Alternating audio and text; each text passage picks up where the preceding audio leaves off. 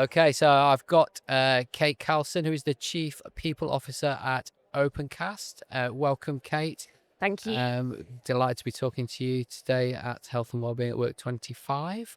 Do you want to just start by telling us a little bit about Opencast and your role, and then we'll have a chat about what you've been doing here today and a few things around that. Yeah, sure. Okay, so here let's start with Opencast. So Opencast is a technology consultancy. So we're a professional services company, and we basically provide experts and expertise into large enterprise organizations, support them with digitizing their services, improving their operational efficiency through technology and things like that. We're about 500 people nearly now, based, headquartered in Newcastle up in the northeast, but with offices around the UK.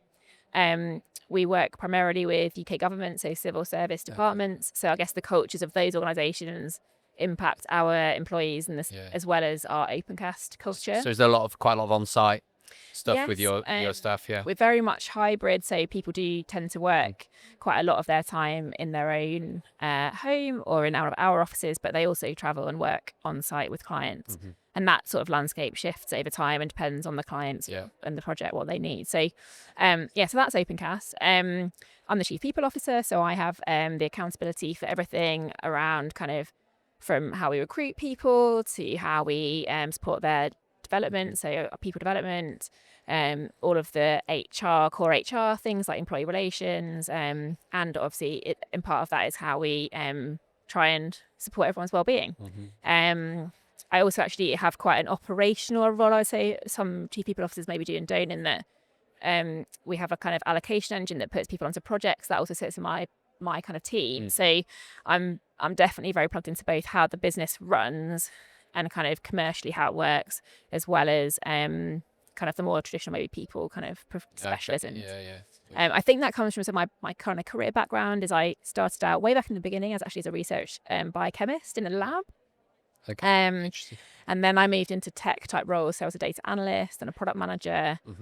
So actually I've squiggled a little bit sideways into being a chief people officer. But I think what's quite helpful about that in my organisation is that, you know, I have done some of the roles of the kind of consultants that we have in our workforce. So, and I like to try and continue to try and understand what it's like for them in terms of their day-to-day kind of tasks. So I'm definitely not like a sort of HR lifer. Like I'm still very much like learning a lot of things about that.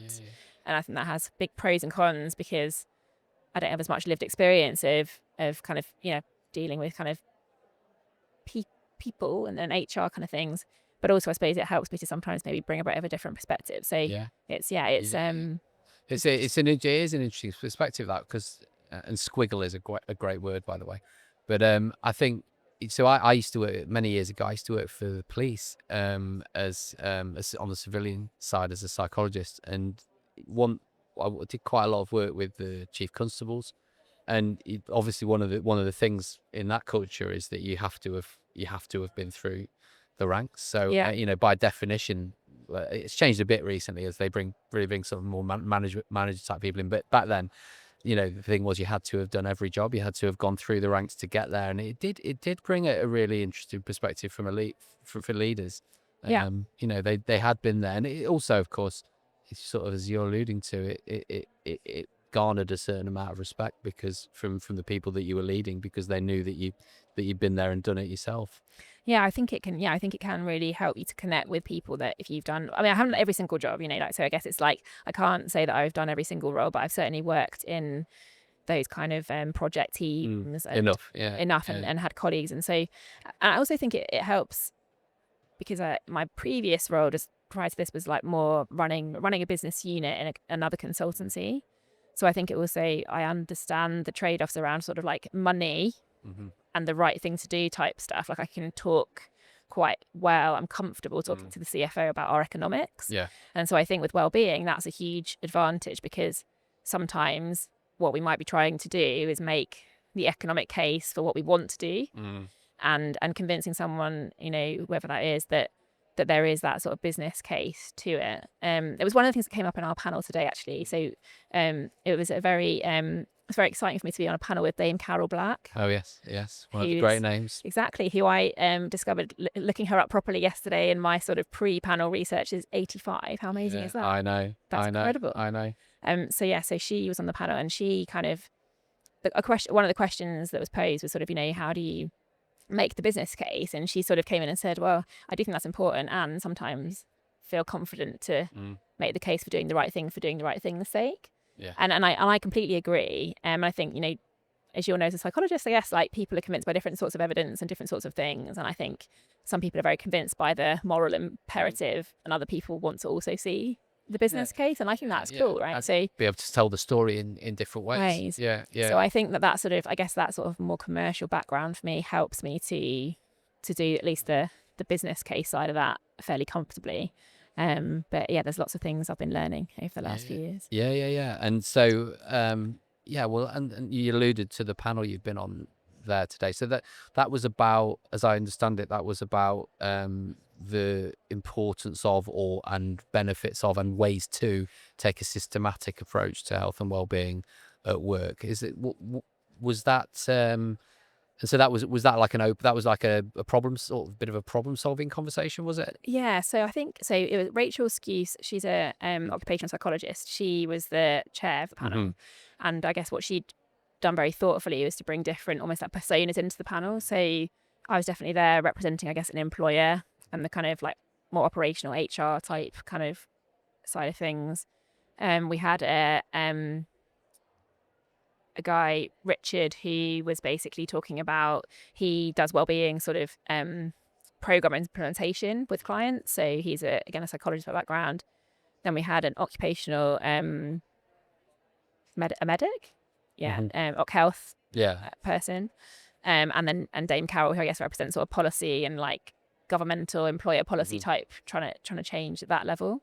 So I think it was sort of, and then we were all able, I guess, to talk about sort of the individual level kind of things you can do, and then but it's a lot about those different layers of like what are you doing with individuals, what are you doing with managers, leaders, more structurally, out there with government, and sort of trying to think about that whole system, I guess. So what were the perspectives on what goes wrong when things aren't integrated? Like in a way, I suppose at this point in the history of health and wellbeing at work, it's fairly obvious that we want an integrated approach. That said, very few organizations really are achieving it, or let's say the minority are achieving it. So it must be quite hard to do, even if people know that they want to do it. So I'm interested in kind of like what was the sort of the kernel of the problem that was being addressed, and what do we want to avoid in organizations when it's so I think a lot of the emphasis is the fact that this shouldn't be like a sort of like sideline in a side stream that's not core to things like organizational culture, leadership development, but also kind of performance. And that, like, if I think very few sort of senior people who are in charge, let's say, would ever say, I don't want a high performance culture, right? Like, but then I think quite a lot of people might not link that to well-being. Like they don't see those things as connected. And similarly for me, I think people don't necessarily even see people development as connected, or skills strategy, or all these kind of things. They're kind of like development, yeah. And so I think for me, it was about us saying, well, humans are the connection. Like, we're all humans, therefore we all have like brains that work, certain ways, and therefore like psychological literacy is super helpful to see how these things connect. But you don't typically become a CEO or sit on a board because of psychological literacy. Like that's actually, not the norm. And so I think, there was quite a lot of talking about, what gets in the way, like why is it so difficult? And definitely I guess some of the perspectives talking about that importance of like, how do you engage then those senior, really smart people who are performing well, as they would see it, like, to engage with this stuff? How do you shine a light on it? How do you get them to see what's in it for them if they've not got where they've got to by having that kind of level of kind of interest or understanding? So I suppose some part of it is then about mindset and if you like, how we structure things mentally, but then must be another part of it which is also about how organizations are structured traditionally. You know, if we're I don't know what point we're at with organizations, but if organizations are structured at 2.0 or whatever,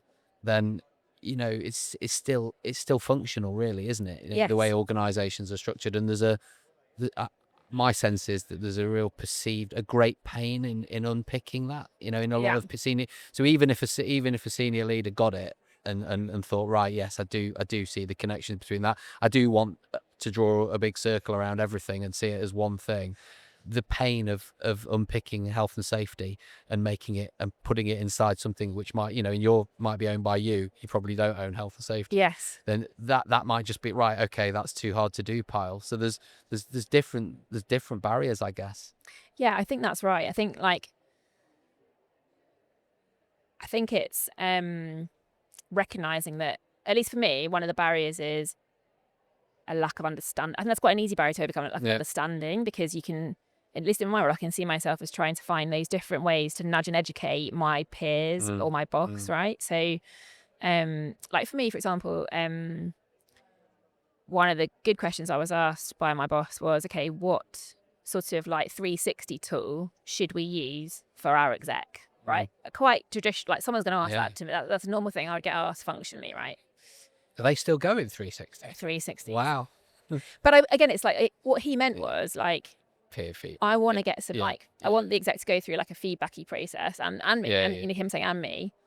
So what should we use, right? It's like, okay, like who's he going to ask of our team? He's not going to ask the CFO that question. He's not going to ask, you know, like the CTO, is he? Like, so it's a good space for me to. You've got a platform to. To kind of come into that space, and so I did that classic thing of like, you know, at least the principle for me is like evidence based. So like, okay, what can I use? I want to know something that has got an evidence base. Yeah.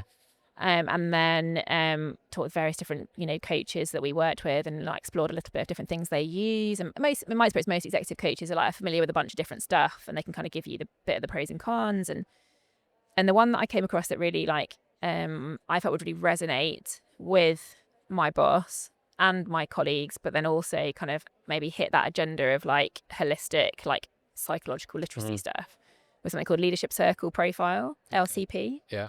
I find it still quite not unknown. So like, I'm not, by the way, I'm not like commercially connected. So like there's no, but it's very good. And it's inexpensive to buy the book at least. Of course, like anything, you can pay practitioners to come and like do all this stuff with you. But if you want to understand it, if anyone listening wants to understand it, I would recommend having a look at LCP. Okay. But what's really cool about that is basically they spent a lot of time, these practitioners, showing that people that score well, and so their tool does kind of score you, gives you like some different metrics as a leader and it's all like contextual, so it depends who you ask for your feedback, obviously, but like you ask for feedback, you get the feedback, it benchmarks you against this sort of like pool of data they've collected over time. And then what they've done is they've shown a correlation of like business performance, like the collective score of an executive team is predictive of that business's ability to outperform the market, right? Yeah. So I'm like, perfect, because what does my CEO care most about? Winning the market. Like that's what his job is meant there to do, actually. That's what our shareholders want him to do. So for me, it's around like I found that quite powerful to then what you can also do with anyone in that leadership team, when you get the circle back, it actually has some of these creative competencies in it that are about sustainable productivity. Okay. I.e., are you good at managing your own well-being? Because for me, over probably the last 5 years, that's been a huge focus for me on my own like development, because my life's kind of got more tricky because I'm a mum. I've got a more difficult job than I used to have in reality, because I'm, you know, more big decisions to make. My husband was working away for a bit, you know, my dad got poorly, so lo and behold, like having been someone who has probably through lots of reasons, like had a fairly nice run of things at life and not had huge mental health challenges. It's sort of like all of a sudden I was like, wow, I'm like, but suddenly there's risk to performance. Wow, I'm at the edge of burning out here. I don't know. I'm gonna, I'm getting cross with people. I'm getting cross with my kids, or I'm getting cross with my husband, or I'm getting cross with, and so you're almost like, I need to work on this because this is not sustainable, right? And so I think that having kind of like a 360 sort of tool where people can compassionately tell you, like, yeah, Kate, I do not necessarily see you as like top drawer in terms of composure. You're like, okay, like that's important for me to think about. How do I bring more composure despite all of those things that that are going on? So I think like Great perspective joining the to be dots, giving them. yeah, like helping people to join the dots. Like for me, I love this space. I'm interested in it, and that's why I'm here at this conference, right? I suppose. But one of my jobs, to me, feels like I've got to find the quick way of engaging people. They're never going to be that interested. They're never going to come fully into our bubble. Yeah. But I just need them to touch it and just to understand it enough to then think, what is important for me about this, and therefore how do I show up as a leader that is, just a little bit more literate in this space. And the more that they see that it works for them, the more that they can see this is actually helping me perform. It sounds like sounds like a really good tool and a great lens to provide. It's similar. The company I used to work for had it wasn't exactly like that, but it did a similar thing in terms of shifting the perspective, because it was personality driven, and it gave it basically told the leader or manager how they balance challenge and support with their natural style. But then it mapped in more detail onto the kind of environment, the well-being environment they did or didn't create for people. So it used like the classic psychosocial risks of control and relationships, workload, and said, do you naturally manage that stuff well, or do you not? And then that was like people are experiencing me in this way, and you're using the well-being lens to help them understand how they were being experienced. And I think it's just, I'm not advocating for that, but it's like, it does that what we're both saying there is, giving that sort of trying to shift paradigms, trying to get people to shift their thinking on this stuff by making it personal and relevant to the and what they're trying to levels. achieve as well. I think for me around that, like again, it's almost like saying, do you want high performance? Like, well, yeah, obviously. Okay, like what's your belief system around how you create that, and how linked is it to you for well-being? And if someone goes, well, I don't, almost honestly goes, well, I think they're quite different things. You almost know, okay, well, there's my space in which to play, because the more you can see, the more you can help people to see the connections, the more you're showing them how. Because I genuinely believe, like, all the leaders I've worked with, none of them are intentionally trying to create a place where they stress people out. They're all probably aware to some extent how they do that. It's more a matter of they don't know what they don't know, and they're not seeing how it's adding up. It's really interesting what it's just not what we're meant to be talking about, but let's go with it. So it's really interesting, the stuff I've been doing some work on with Matt, actually, around the role for well-being leaders, the role of the skill or the capability of influencing. So there are things in personality which you can look at for that, clear things around being innovative and open to experience, and being intellectually curious and all of that kind of stuff, but also being persuasive, and having those kinds of things. But we also looked at some of the characters, the Malcolm Gladwell stuff, the Maven stuff. So about being a knowledge conduit, of having the knowledge, having a way of being able to communicate and share that in an entrepreneurial way. So I think it's a really interesting thing here for HR and well-being leaders, about developing that influence and professionalizing how you do that. So it doesn't sound like you need too much help in that area, but I do think giving people some frameworks for how to think about that. And I think for me, I guess what I'm probably by the way, I do not think we've got everything figured out at Opencast. Like, first, the thing for the record is like, but we are really working on this stuff, and there's a lady in my team, and she is our well-being lead. Interestingly, she does have responsibility for health and safety, which I like. Of. Her career path has been had done quite a lot of facilities management. So, and I remember interviewing her before she joined our company, and she had been a manager of one of the big sort of office, like if you need like a bit of flexi office space, like one of those big, I won't mention the chain, but one of those chains. And so she'd basically managed a lot of people. So she'd, because she was a regional manager, she had lots of other office basically managing different places. But what she talked to me most about was like all the stuff she'd done, to develop her management skills, how much she cared about managing people and all of that kind of stuff. So it was a bit like, okay, tick, you can do facilities management, tick. And also like, wow, you're really, for someone who does facilities management, who has to care about, is there enough loo roll and all those things, which, she says to me like, oh, I love a ticky list. I'm like, yes, because you need to love a ticky list, right, in that job. But also, and she's really passionate about people. And so she's done things like mental health first aider training and all of those kind of things. So, build on a couple of years, we're looking at things like our compliance to ISO standards, right? And so business continuity. And then you start to see these things popping up like psychosocial risk and those kind of things. So we've become a B Corp. So we had to do a lot of stuff on that. So her role for me is really maturing in terms of like the amount of responsibility she has, you know, and how much influence she can have. But it is this interesting thing where for me, I have to really work hard on sponsoring her because people go, well, Ellen, like the one who will manage the office. And I'm like, yeah, you know, like you have to work on, you know, giving her that platform. And so I think that, so it's also not just that person's skills, but also their status.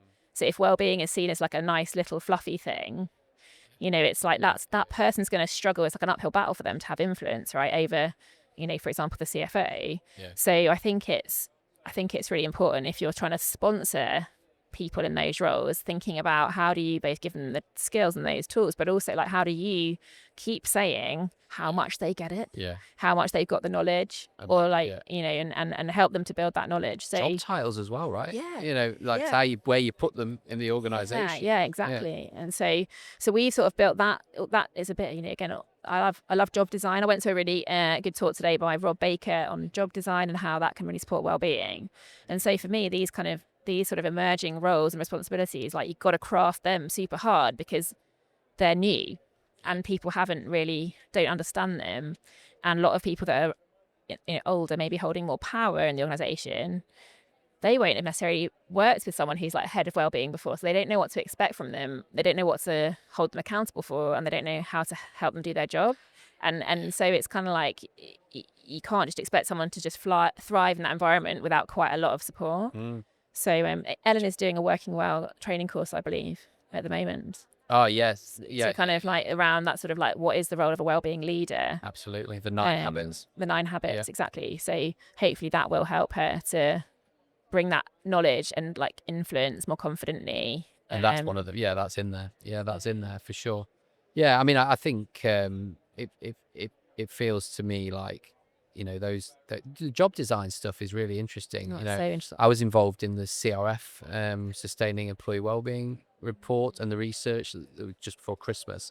And one of the, and then I was at the launch event for it on the panel, and one of the job design came out as one of the key findings for it. But of course, you know, so I was like challenging the audience a bit. It was like big, you know, lots of real big employers, 100, 120, whatever. And I was, you know, saying to you, what when you think about job design in your organization, what do you think about? Is it a job description, or is it is it crafting? Yes. And obviously it was mostly job description, or something that someone else does. Like, where does it actually happen? And it certainly isn't happening generally being pointed at employee experience or well-being. It's pointed at productivity, getting the job done. So there was a really interesting debate about that, and where I walked away from that, what I walked away from that thinking was there's a big opportunity there. Huge opportunity. Like my kind of local experience of that within our organization has been that I've been learning about it, championing it, trying, you know, really hard to build like the function that I have direct accountability for, you know, with some of those principles in mind. And I've been very tough on everyone. Like, we've got to have really good like clarity of like, because also these things overlap. What is people operations doing versus what is people success doing? Like, you know, you are going to overlap, but we need to overlap productively. And so, you know, we've tried to drive a lot of that clarity out in our teams. And we sort of sometimes have to reinvent ourselves, because at one point then, you know, we sort of had, okay, we're actually going to split out, you know, people development into its own team. So that meant we had to redesign a bit because we had to make sure people were clear.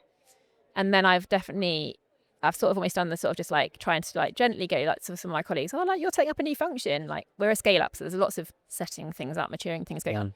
You know, like, maybe you want to look at this. And like gently, I'm now getting pretty brutal. And I'm like, if you want to recruit a role, like, this has to have been done. Like, no more like nice. I was like, no more nice, Kate. Oh yeah, like the team's really busy. Like, sure, let's hire a integration. Kate is here. Yeah. But there's a little bit of like, you know, I was talking to our CEO. I said, I'm actually sick now of like seeing these themes coming out in terms of like workload and maybe like stress or like lack of career development from certain areas. And I know that they do not even have job descriptions, let alone good ones that have been crafted. And I'm like, I'm almost so letting it happen. I'm letting it happen. I'm like, this is under my watch, you know, like they are not my functions, but like in a sideways way, this is under my watch. So I think there's a little bit of like, sometimes people, you can take the horse to water kind of thing. Okay, what happens if people don't see it? What do you then do? Yeah. And how do you try different things? And I do think, sometimes with certain people, maybe you have to slightly hit them where it hurts, as in like, well, then actually you can't get access to more resources if you're not using the people that you've got in a way that is good practice. So this is picking up. I was talking to somebody on the previous one of these about this idea of, essentially, as understanding is maturing, we're drawing bigger and bigger circles around health and well-being. So it's sort of connect to more and more things, which is kind of what you're talking about there, isn't it? It's taking a broader view, not just letting that thing happen over. No, that is to do with well-being and performance. But I guess, and I'd be interested to know how, where this fits with the conversation you were part of this morning. Is the benefit of that is that it's the right thing to do, and actually everything is connected, and it would be ridiculous to deny that it was. The challenge with that is that the bigger the circle, the harder the problem. And therefore you get into this thing of, it's too hard. So actually, shall we just do this over here? So I'm interested. Was that something that kind of came up? It was basically. So one of the questions we were asked was like, what do you think the barriers are? And I said, well, I think the thing is that some people that have maybe got the responsibility for well-being, if you were to, they know what some of those really hard things are. Yeah.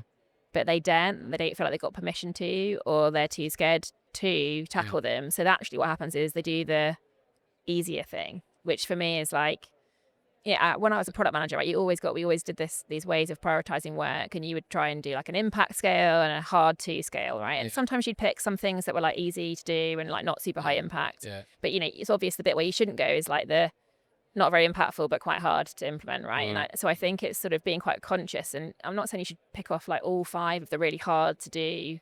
But some if it's worth it. But it's a bit like, what do you even have that have you talked about that landscape, for example, with the CEO? So like, what are the things get in the way of our well-being? Like, if you've diagnosed it well and you can't do it by yourself, so you're going to have to get that buy-in. So like, I think, for example, like you might, like I've been saying with my CEO, I was like, we need to change like the rules of engagement, really, in terms of, if you want to get budget signed off for additional headcount, this is what needs to be in place. That's my proposal, is like literally say, unless you've taken heed of the job design type stuff and like engaged with it, like actually you're not going to kind of get access to what you want.